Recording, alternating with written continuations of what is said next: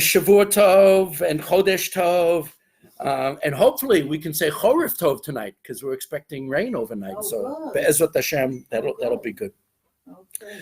So we're in the middle of Psalm 49, and I just want to remind you from last week, of course, that Psalm 49 is the psalm that we recite in a Shiva house. That when there's the week of Avelut, the week of sitting Shiva, this is how we end the davening by reciting this psalm.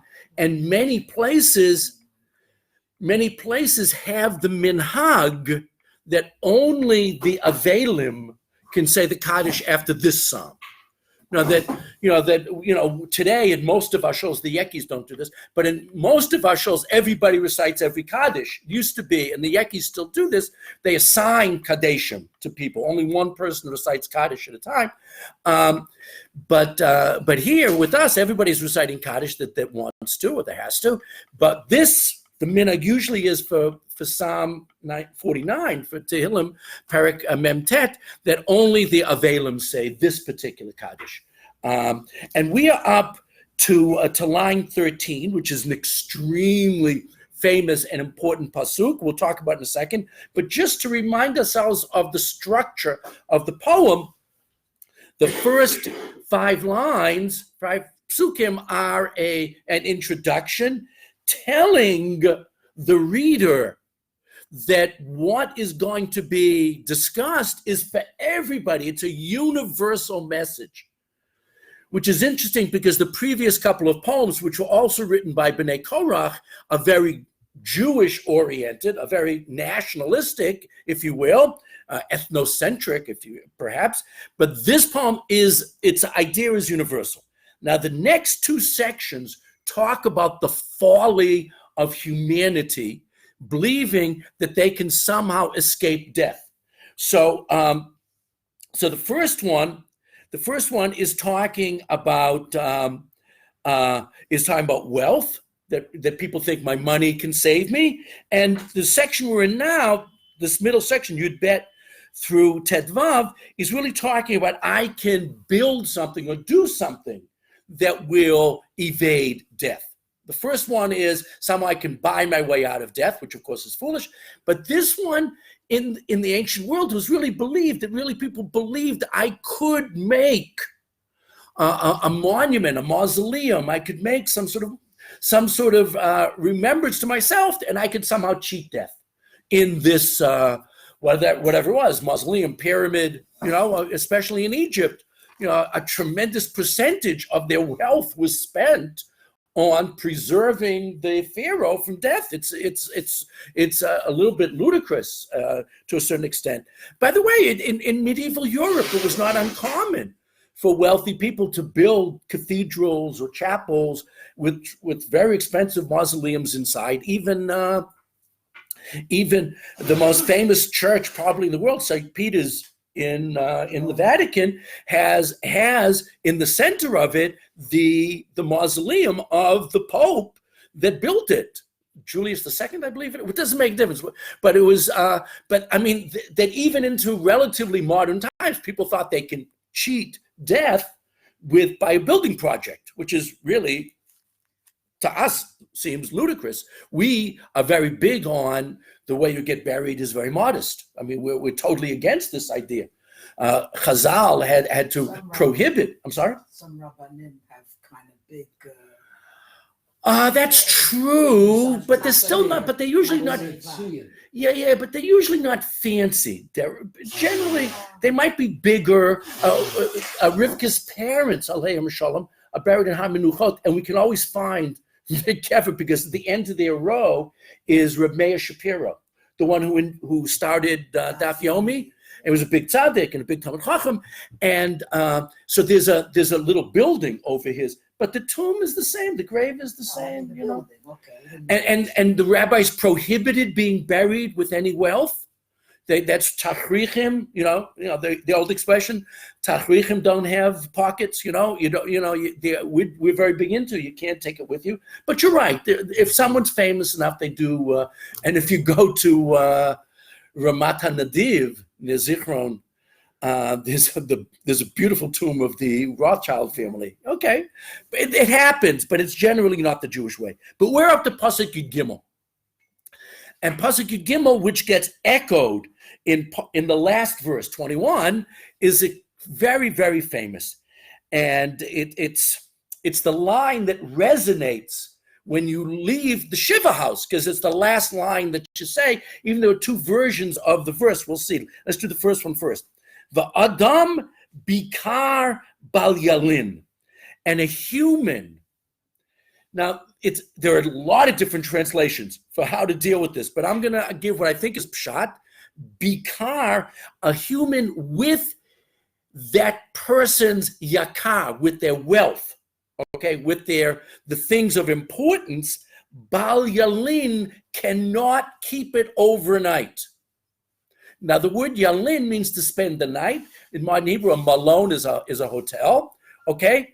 So Bal Yalin, you can't keep it with you overnight, because night is a high, Shavua Tov. Night is a euphemism for death. So you can't take it with you into death, your yakar. Now, yakar could mean wealth, or it could mean your importance, your your reputation, your fame, okay? Because nimshal kabehemot nidmu, I'm going to have to translate this phrase a few times, because you're just like animals. In other words, we are mashal, we are compared to animals to whom we are domeh, to whom we are like. So in other words, our death is like the death of animals, and this idea is, of course, famously said in Koheles. In Koheles, in the third chapter of Koheles is very famous because it begins with, there is a season, time for all things. But at the end of the parak, he says, Shlomo, Mi yodea ruach b'nei adam ha'olah hi lamala. Okay, who knows the true spirit of humans? Okay, which we assume is ma'ala, which is great. However, the ruach ha'behema yoredet hi lamat al-aretz, but it is that the spirit of animals go down to the earth. V'ra'iti ki ein tov me'asher yismach ha'adam b'ma'asav. Because a person, shouldn't think that they have it any better than the animal, because v'akol shav el ha'afar, everything returns to dust. You think you're that much better than the animals, but your end is like the end of the animal too. So that's in Kohelet, chapter 3, verse 19. So it's the same idea that, but here, this verse resonates with Chazal, and there are many, many ways in which people deal with it. What I think I gave you is the pshat, which is another pshat of you can't take it with you, and because the idea is that when you die, you really die. However, some people say that it means the Adam Bikar, a human who really has importance, doesn't, hi Shavutov, a human who really does have importance, doesn't spend any time in hell. Bal Yalin doesn't even spend 1 minute down there, because they have conquered the behema that they are similar to. Nimshal not only can mean to be compared to, like a mashal is a parable, is a metaphor, but it can also mean to rule. Okay, Moshe, because they're the truly important people. Who are the truly important people? The Hasidim, the Tzaddikim, the really righteous people aren't like animals, that they can rise above it. That's not pshat, but it's a beautiful drasha on the pasuk, which leads into what we're going to say in a couple of verses in the third part of the poem, which is more hopeful. The reason I don't like this, I like this drasha, but the reason I don't think it's the way you should translate it is because this part of the poem, until verse 15, the poem's supposed to be depressing. No, it's not supposed to be hopeful yet. It doesn't fit into the it doesn't fit into the spirit of this part of Psalm 49. So even though it's a nice shot, I mean a nice approach, a nice drasha, but it doesn't fit in. Isn't the first shot that you gave sort of antagonistic towards the nifter in a case in the Shiva house? Yeah, saying that he's like a behemoth. Yeah, but all flesh returns to earth. I mean, we say it at the funeral too. We say it at the cemetery too. Yeah, all flesh returns to earth. That's the idea that's going on here. Okay, but we're going to repeat the verse at the end of the poem, and then you can give it a more positive spin.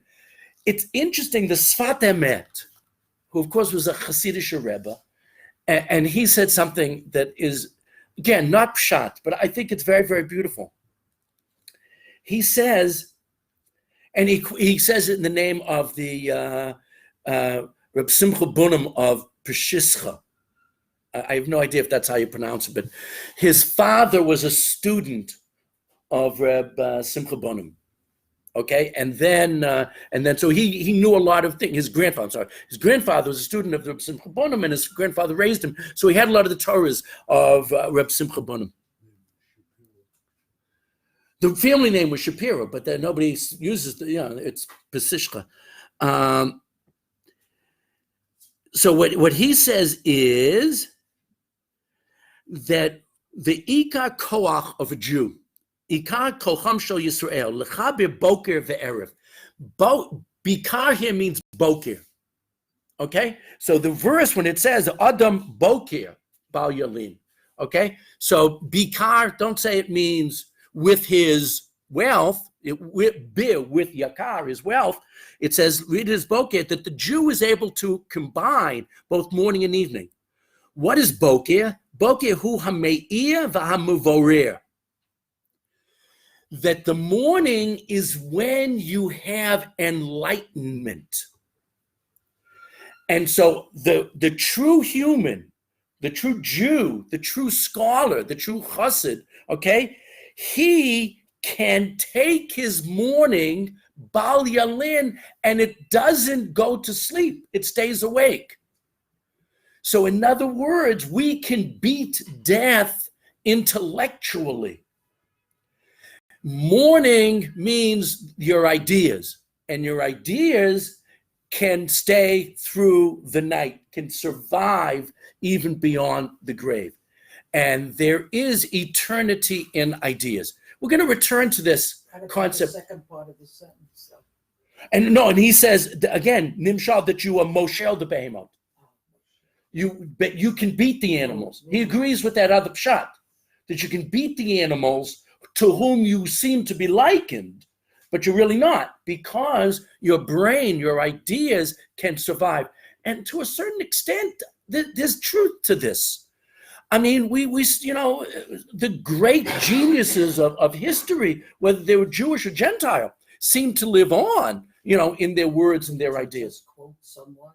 Yeah, these people still live on, and it's a beautiful idea. It's not pshat, but it's a very, very beautiful idea. Both of those, it's beautiful. But let's stay in the depressing pshat mode till we get to the end of the poem when it gets a little bit better. Okay. Yudalit. Ze darkam. This is their way. Kesel lamo. The way of the fool. That these people, some of them very smart and powerful and wealthy, but what they've done is very foolish. Why? Why is it foolish? V'achreihem b'fihim yirtzu. And they're those that come after them, okay, want what was in their mouths, which was, I'm going to build myself a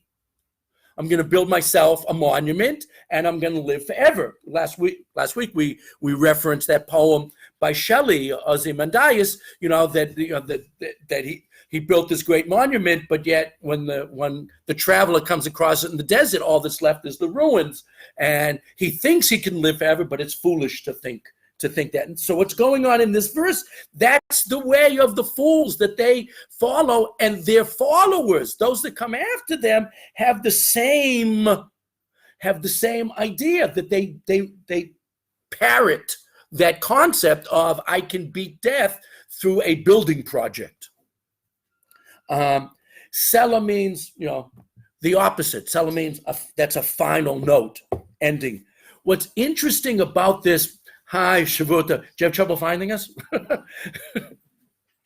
What's interesting about this pasuk is something we don't usually talk about here. There is a ta'am, there is a note over the word ve'achreihem, and the note on the word achreihem is a shalshelet. A shalshelet, which means v'achreihem, right? It gets repeated a minimum of 3 times. Some people do it even more. I wish I had a better voice so I could really give you an idea of what it sounds like. But what it means is this mistake, this foolishness, kasil, this foolishness gets repeated and repeated and repeated over and over again throughout the ages. And we know it because, and the word shalshelet also means a dynasty, because whole dynasties of pharaohs and kings in the ancient world built these magnificent mausolea for the purpose of living forever. It just doesn't work. I mean, they so much believed in it.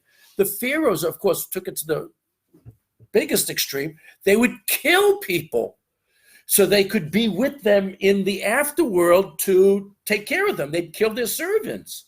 I mean, it was a tremendous waste of life and a tremendous waste of resources.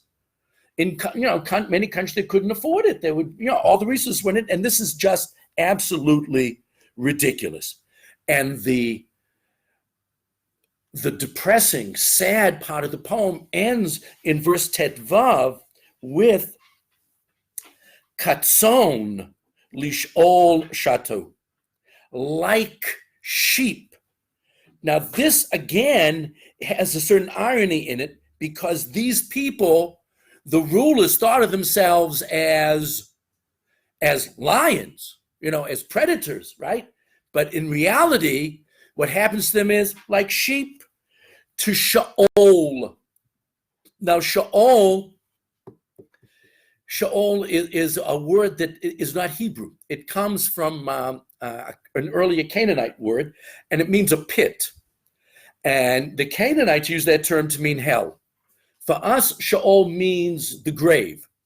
A pit in the sense of a grave is the way we took it. Katzon, shatu, their feet move towards the grave.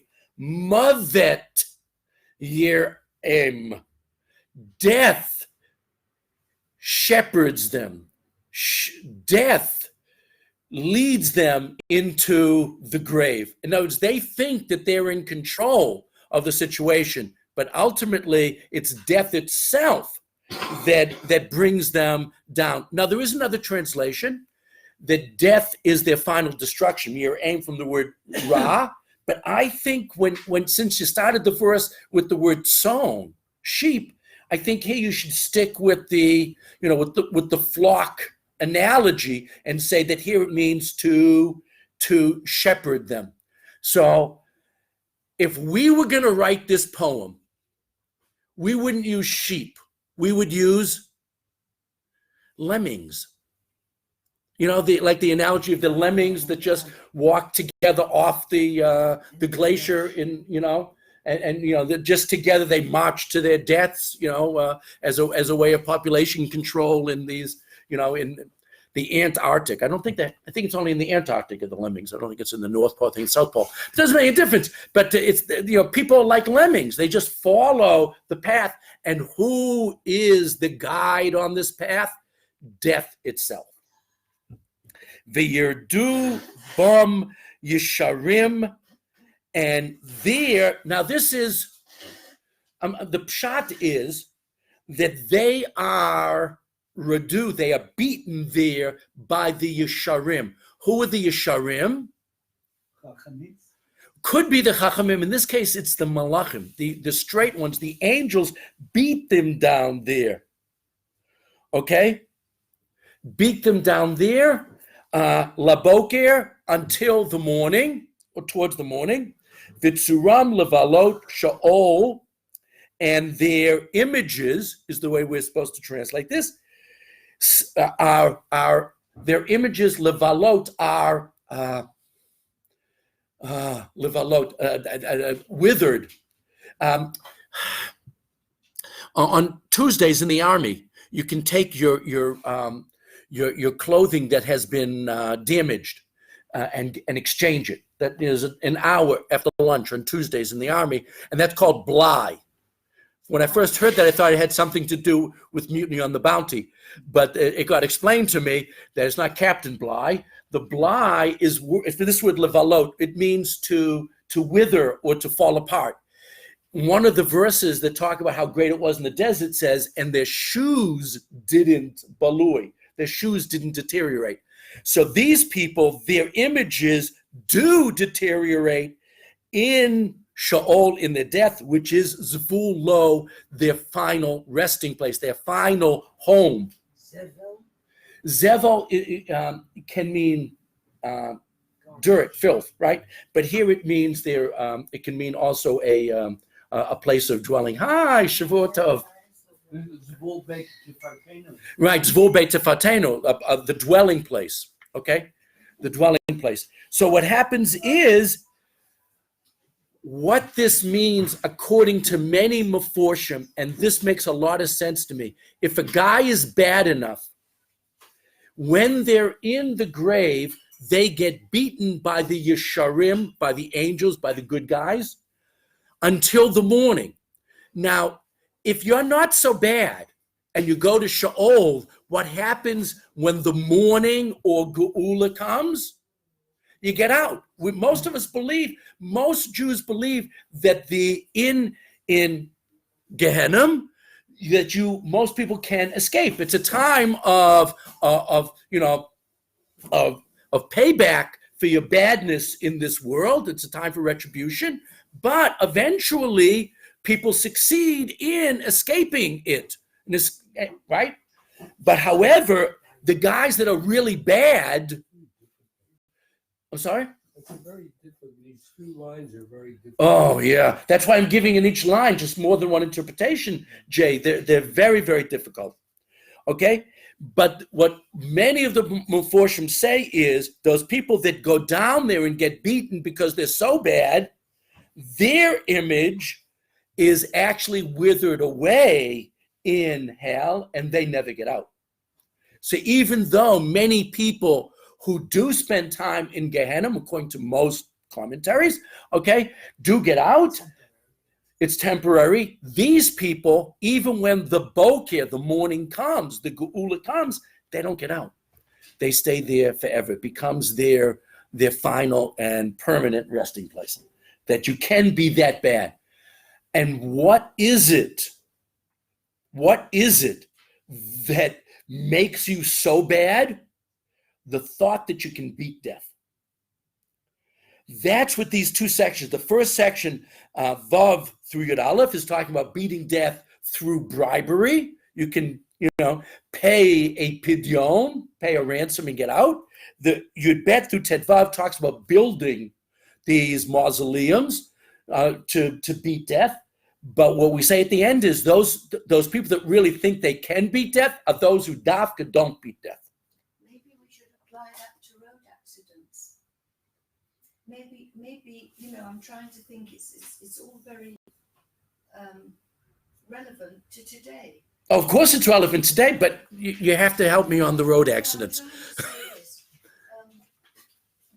like this young fellow, 20-something, going at full speed on his motorcycle, and of course that's the end of him and Yes. others. Now, so I'm trying to say that maybe there should be a slogan: "You can't beat death." Yeah. We used to have all. Yeah. It's Yeah, this is more for the guys in the room than for the women. When you're a guy and you're 19, you really think you're immortal. The way a lot of young men behave when they're, in their late teens and early 20s, it's because they really think nothing's going to kill them, whether we're talking about drinking or drugs or the way they drive. And you're right, it's a terrible, terrible, and the number of deaths that result in this sense of immortality that young people have, and I think some women have gotten into this also. I had friends that went on vacations that did things that I thought were totally ridiculous, and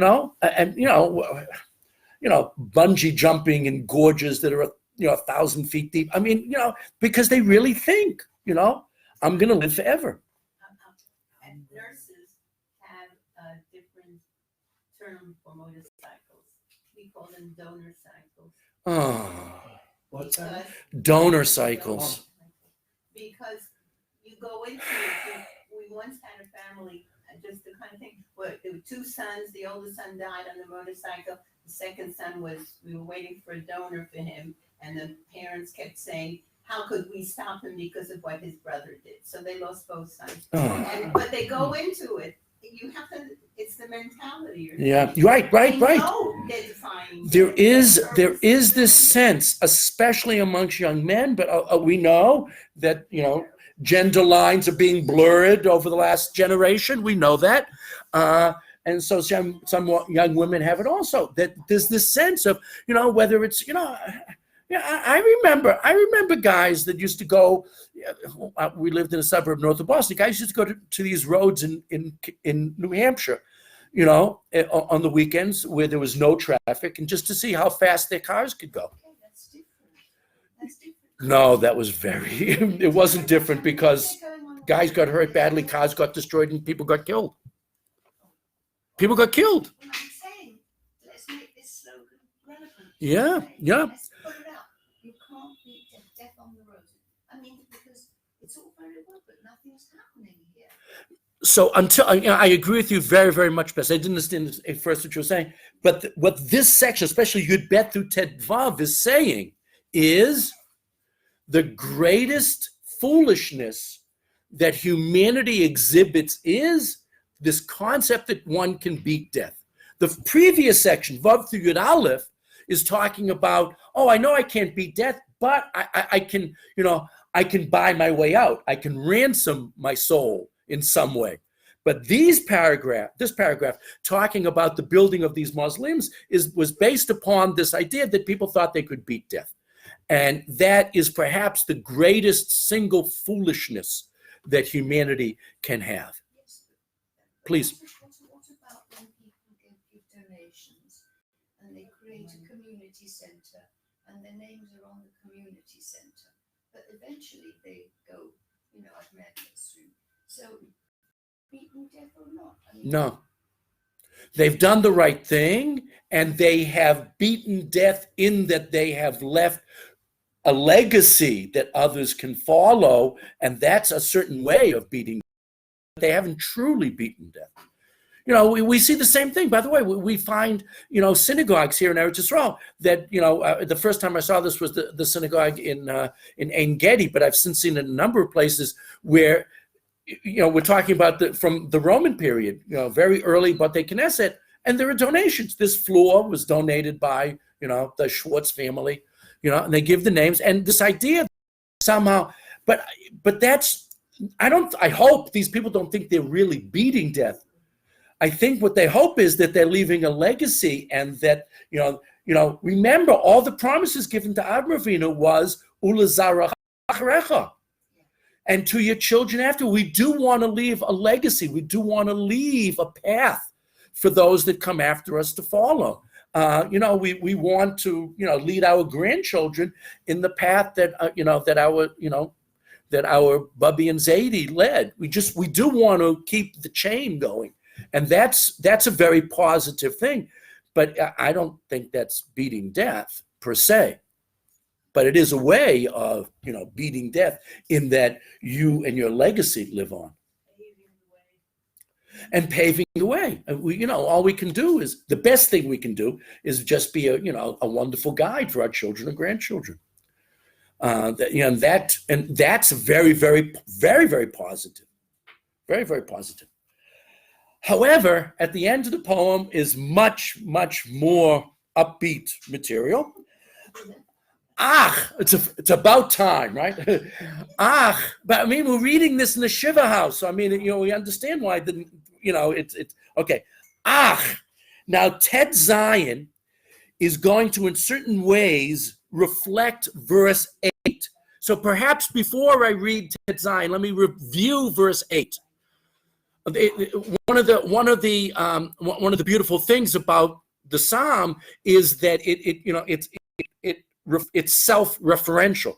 In verse 8 it says, "Ach lo pada yifdeish." A brother cannot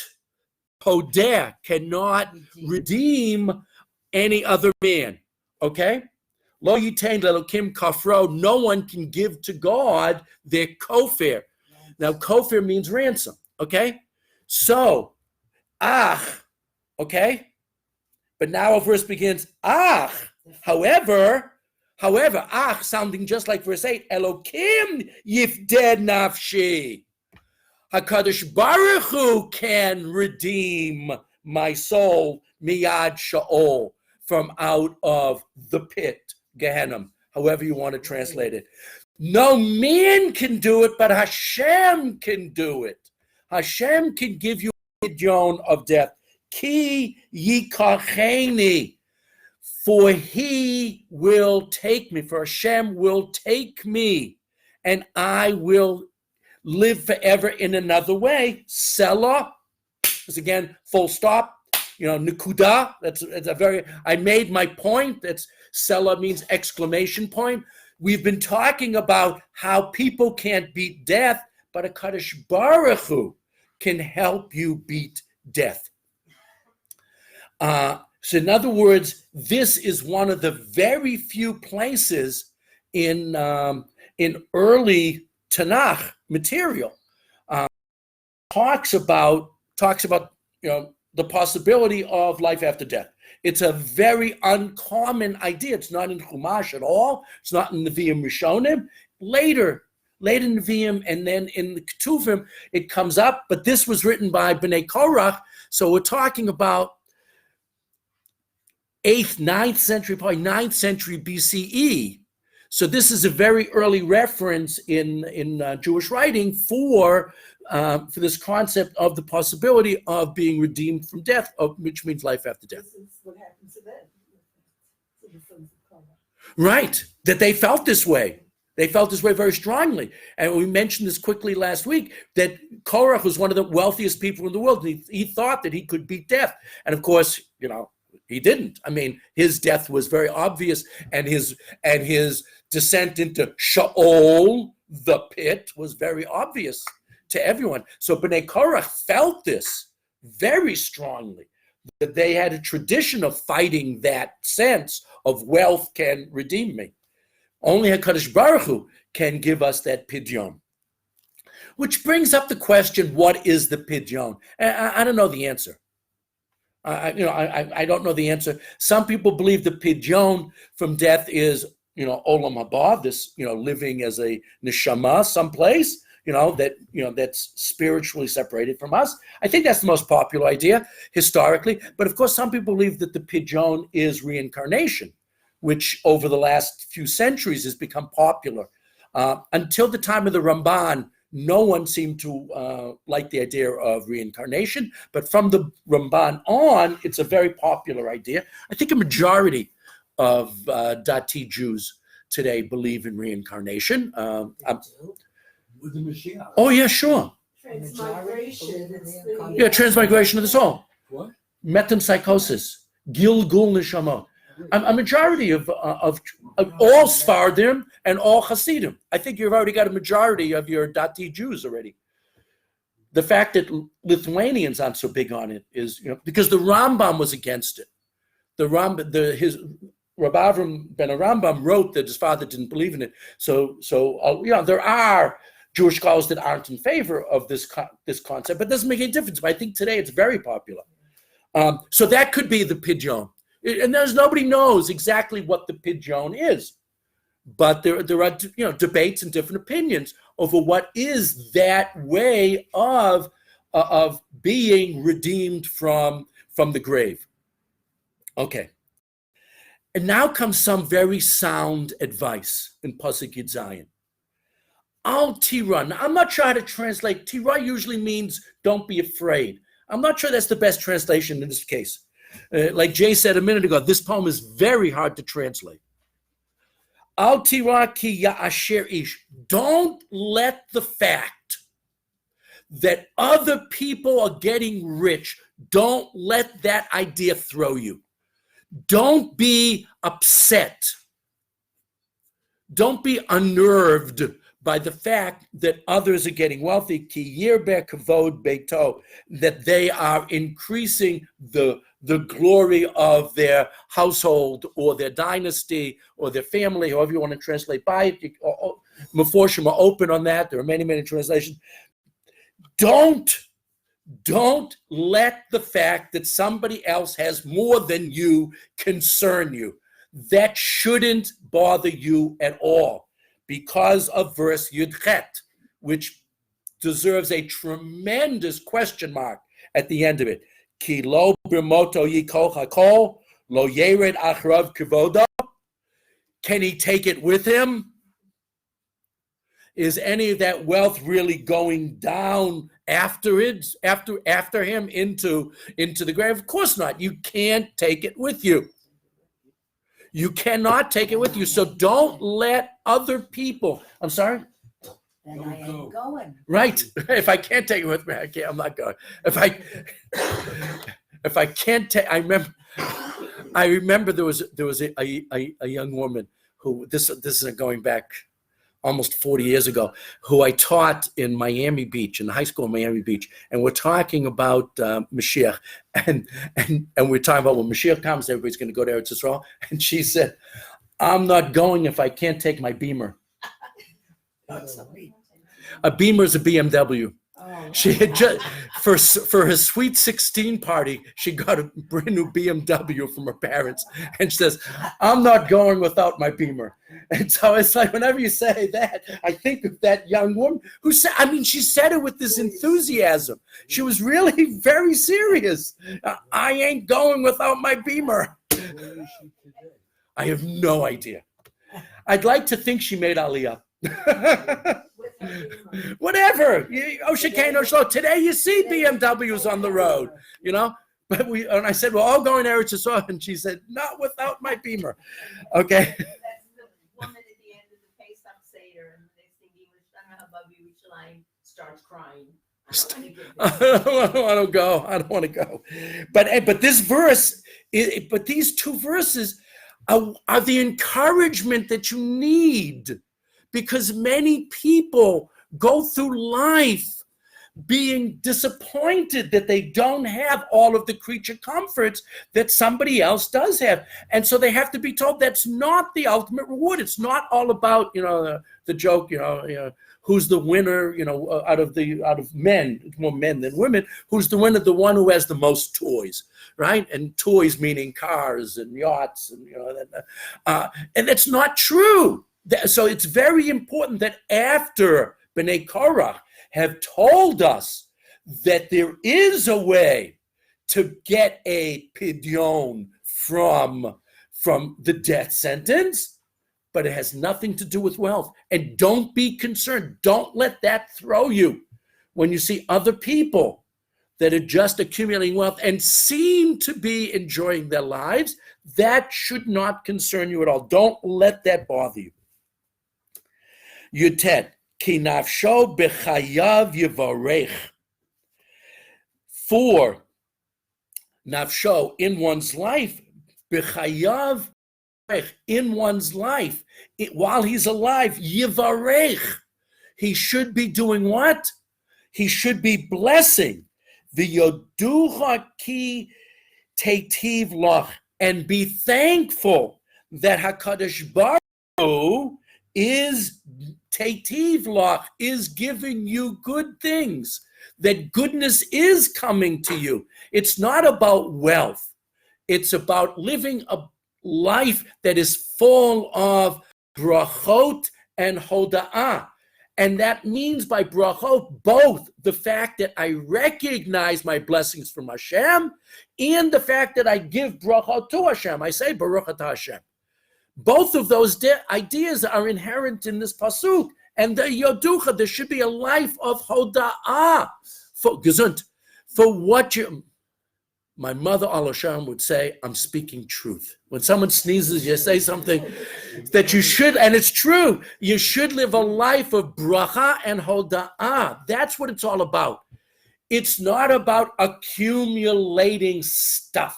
It's about accumulating mitzvot, brachot and hoda'ah. It's about accumulating ma'asim tovim. That's what it's all about. And that's the one treasury that is truly worthwhile building and developing. You get big sigh. What was the big sigh for? Yeah, because we have to continually remind ourselves. You know, we just had Thanksgiving. You know, in America, we say Mizmor Todah, the Thanksgiving meal. You know, and you have to be thankful for what you have. Not spend your life thinking about what I'm missing. You have to spend your life thinking about what I have and being so thankful for it. Chaf, please. The bracha that is universally given among Jews is Admeya ve'esrim, and I exactly right. I'm a geriatric nurse, and I'm getting there. I'm old already. And the bracha Admeya ke'esrim is so much better. Not the esrim. It is not a bracha to live to be 120. Not Sometimes it is and sometimes it isn't. well, never.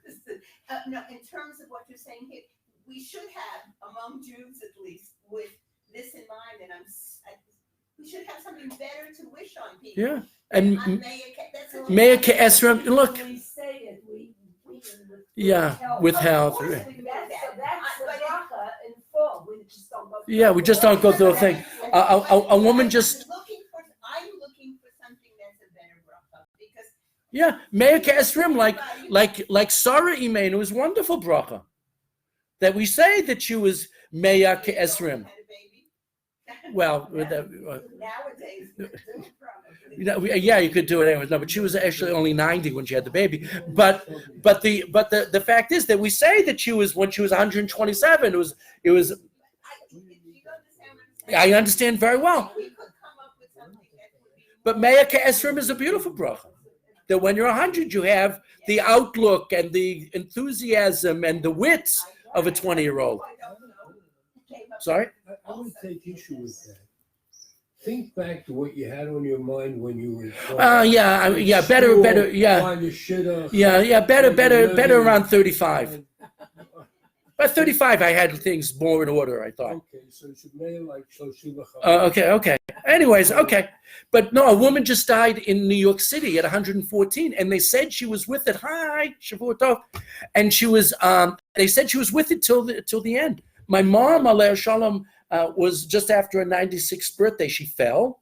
But until then, till that fall, and she died a month later, but until that fall, she was mamish with it, lived alone, came and checked on her, but she was 90, and that's what we want. Yeah, I agree with you. I like that. My mother lived till 105. Wow. Totally. I should be That's- as smart as, and we used to wish Ad Meya B'Chamishim.